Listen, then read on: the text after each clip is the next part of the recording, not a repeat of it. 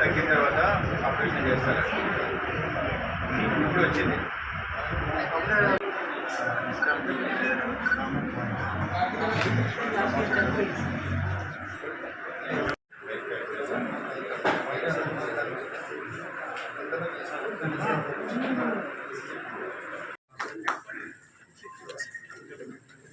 అలాగే మన జిల్లా వైద్య ఆరోగ్య శాఖాధికారి డాక్టర్ కోరుతున్నాను. అలాగే మన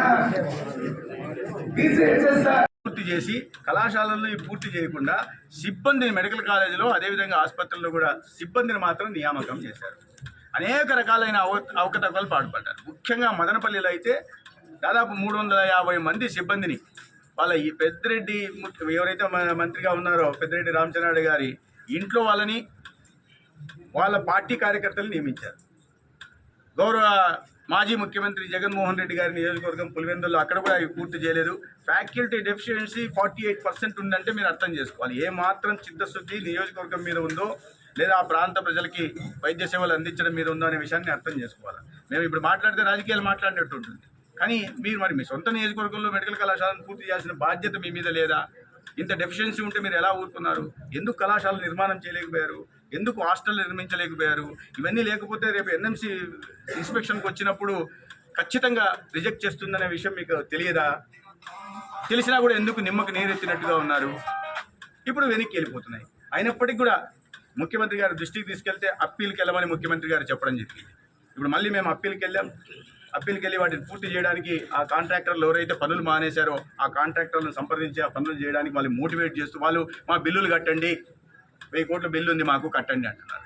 మొత్తం 9000 కోట్లు పనులు జరగాల్సి ఉంటే 2100 కోట్లకు మాత్రమే అడ్మినిస్ట్రేటివ్ శాంక్షన్ ఇచ్చి పనులు పూర్తి చేశారు. దాంట్లో దగ్గర 1000 కోట్లు ఇంకా బకాయిలు చెల్లించాల్సింది. ఇంకా 5 ఏళ్లలో ఏం చిత్తశుద్ధి ఉంది?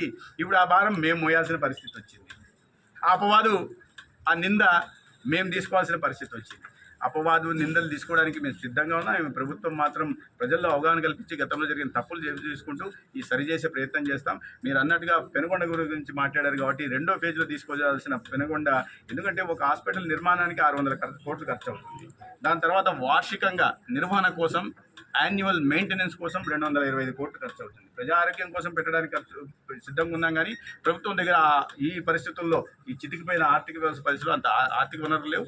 కాబట్టి ముఖ్యమంత్రి గారు ఆ విషయంలో ఒక పీపీపీ మోడల్ కింద తీసుకొచ్చి ఆ ప్రాంతాలకు ఖచ్చితంగా మెడికల్ కాలేజ్ రావాలా, నాణ్యమైన వైద్య సేవలు అందాలా, పీపీ మోడల్ తీసుకొచ్చి 50% ఈ వైద్య సేవకు అందించేలాగా, ఆరోగ్యశ్రీకి చెప్పేవాళ్ళు ఎన్టీఆర్ వైద్య సేవకు అందించేలాగా ఒక మోడల్ను తయారు చేయమన్నారు. అదేవిధంగా మేము కూడా కేంద్ర ప్రభుత్వాన్ని సహకరించి వయబిలిటీ గ్యాప్ ఫండింగ్ ఏమన్నా ఇవ్వడానికి అవకాశం ఉందా అడగడం జరిగింది. కేంద్ర ప్రభుత్వం కూడా వైబిలిటీ గ్యాప్ ఫండింగ్ చేయడానికి కొద్దిగా సానుకూలత వ్యక్తపరిచింది. విధి విధానాలు చూడాల్సి ఉంది. అయితే కేంద్ర ప్రభుత్వం దాదాపు ఒక 40% ఏమన్నా వైబిలిటీ గ్యాప్ ఫండింగ్ ఇస్తే రాష్ట్రం కూడా వైబిలిటీ గ్యాప్ ఫండింగ్ ఇచ్చేసి ఎవరన్నా ప్రైవేట్ ప్లేయర్ని తీసుకొచ్చి దాన్ని పూర్తి చేసి ఒక నాణ్యమైన వైద్య విద్యను అందించాలి అని చిత్తశుద్ధితో చంద్రబాబు నాయుడు గారి ప్రభుత్వం చిత్తశుద్ధితో ఉంది. దానికోసం కేంద్ర ప్రభుత్వం నుంచి కూడా సహకారం అవుతాం. మీరే రాయాల్సిన పరిస్థితి వస్తుంది. నా తక్షణ కర్తవ్యం దాన్ని ఆర్ఎండ్బి నుంచి హ్యాండ్ ఓవర్ చేసుకోవడం, అప్పచెప్పడం, పనులు మొదలుపెట్టే ప్రయత్నం చేస్తాం. అయితే ఆ 300 కోట్లు శాంక్షన్ అయిన 300 కోట్లు ఇప్పుడు ఎక్కడ ఉన్నాయనేది కొద్దిగా వెతకాల భూతద్దం వేసి టెలిస్కోప్లో వెతకాల్సిన పరిస్థితి ఉంది. ఆ ఆర్థిక వరకు ఉన్నప్పుడు కూడా ఖచ్చితంగా వాటిని పూర్తి చేస్తాం. ఇక్కడ నుంచి సర్జికల్ వార్డును కూడా పూర్తి చేస్తాం, సర్జికల్ బ్లాక్ని, అదే ఎంసీహెచ్ బ్లాక్ని కూడా పూర్తి చేస్తాం. అదేవిధంగా సూపర్ స్పెషాలిటీలో ఉన్న కొట్టలు కూడా తీర్చే ప్రయత్నం చేస్తాం. ప్రతి దీంట్లో ఒక డిస్ట్రిక్ట్ మెడికల్ వేర్ హౌస్ ఉంటుంది. రావాల్సిన అన్ని వ్యాక్సిన్లు, అన్ని మందులు అందుబాటులో పెట్టి ఉంటాం. పిఎస్సిలోనే 72 రకాల మందులు పెడుతున్నాం.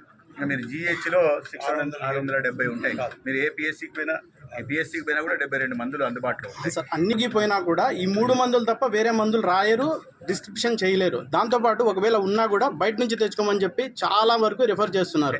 గతంలో ఉన్న మంత్రి కావచ్చు, తర్వాత డిఎంఈలు కావచ్చు, వచ్చిన వారు కేవలం ఏం చెప్తారు, ఎవరైనా బయటికి రాస్తే మాకు కంప్లైంట్ చేయండి, మేము వాళ్ళని సస్పెండ్ చేస్తామంటారు. మనుషుల్ని చంపేసినా కూడా కనీసం ఎలాంటి చర్యలు కూడా ఉండవు.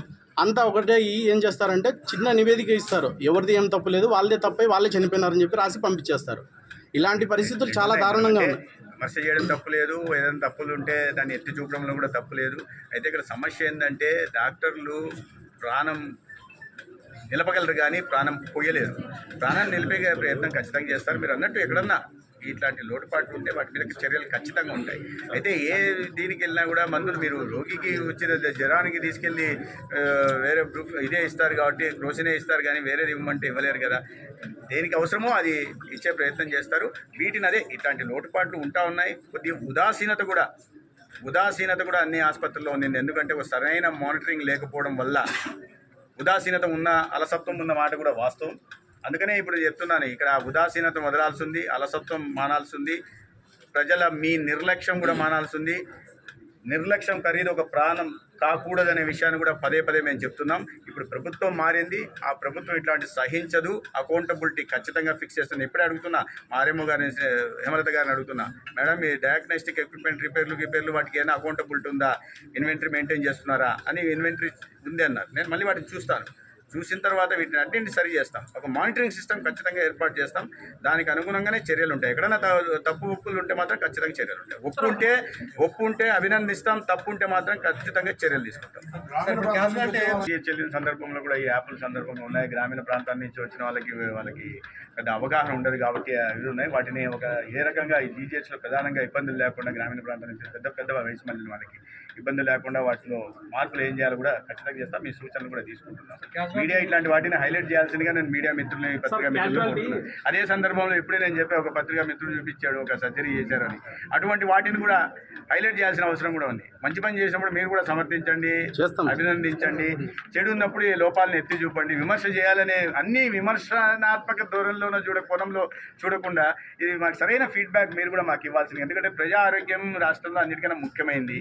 వాటిలో మీరందరూ కూడా భాగస్వాములు. మంచి పని చేసి మీ పేపర్లు చూడడం ద్వారానే మేము రోజు తెలుసుకుంటున్నాం విషయాల్ని.